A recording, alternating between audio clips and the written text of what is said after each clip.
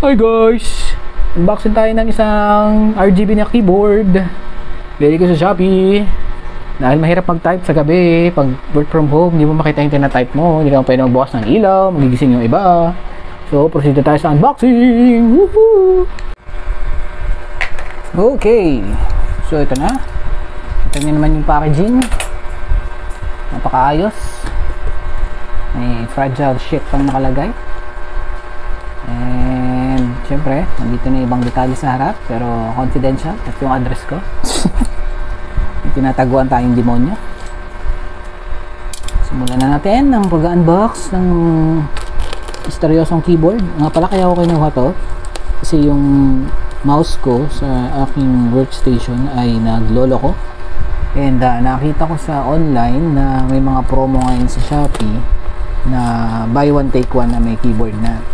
Nakakita ko, kaso bakit nung keyboard bakit din yung mouse kaya pala mura?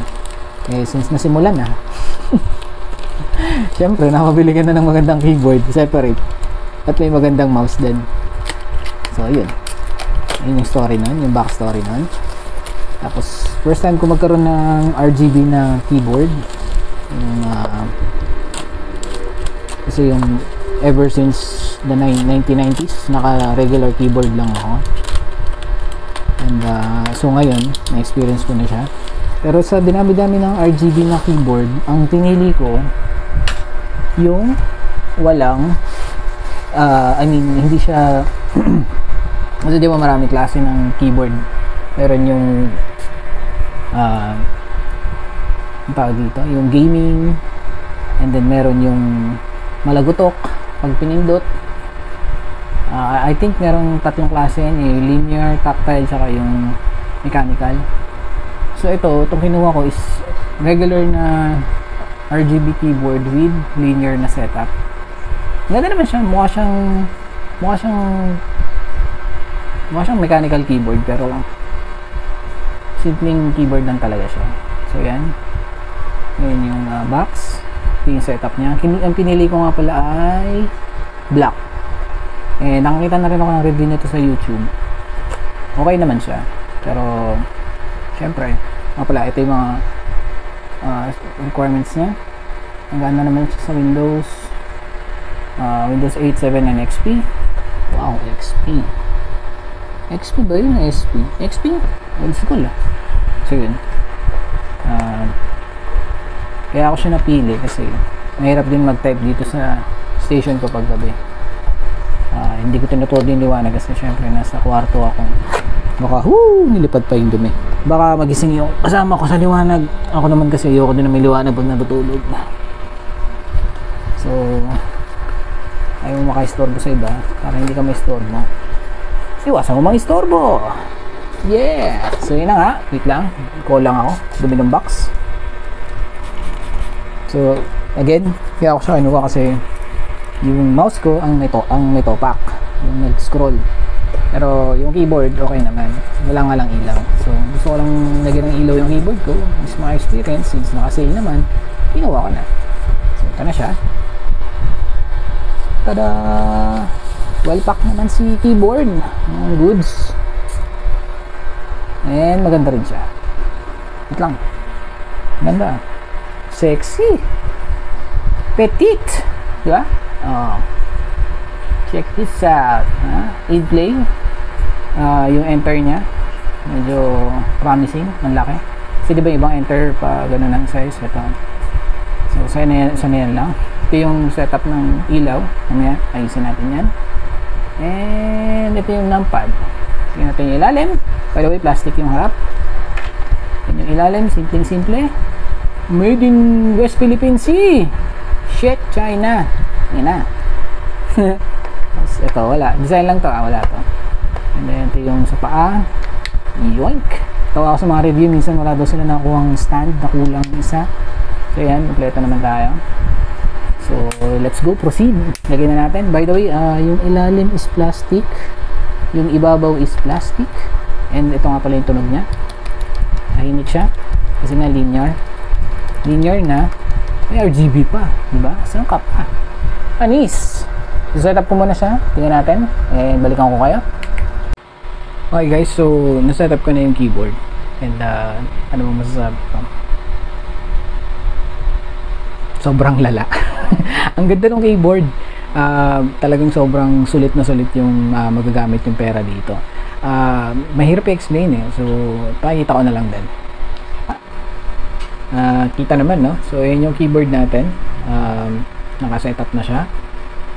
Basic functions nga pala nito is itong LED on and off, and then yung FN and page up habang naka-static is increase ng light.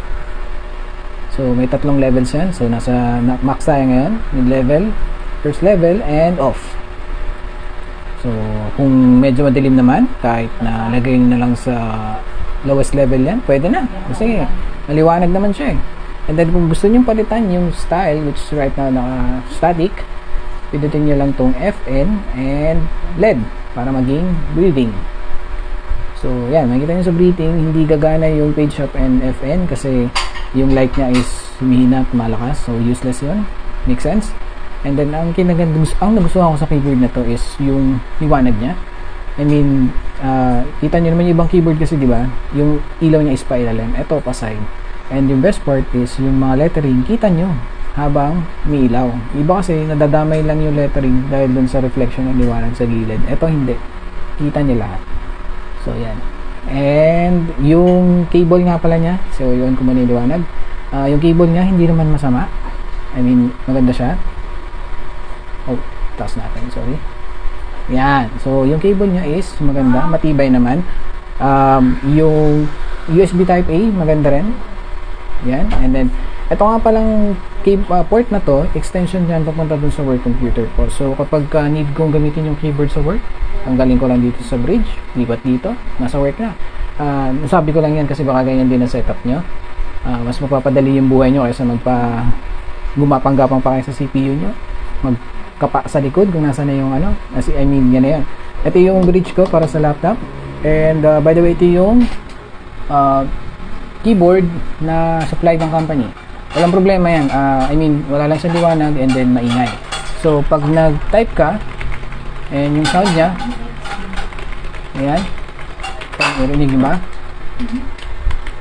So yan, and eto naman sa keyboard natin na wait lang.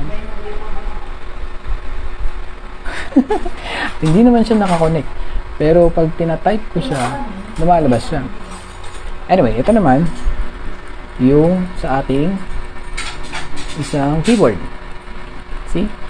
So, tahimik siya. Wala kayo maririnig, as in literal, tahimik. Ayan. And then, itong sa taas, rinig pa rin, di ba? Rinig din naman. So, there you go. Yan. So, ano masasabi ko dito, yun lang.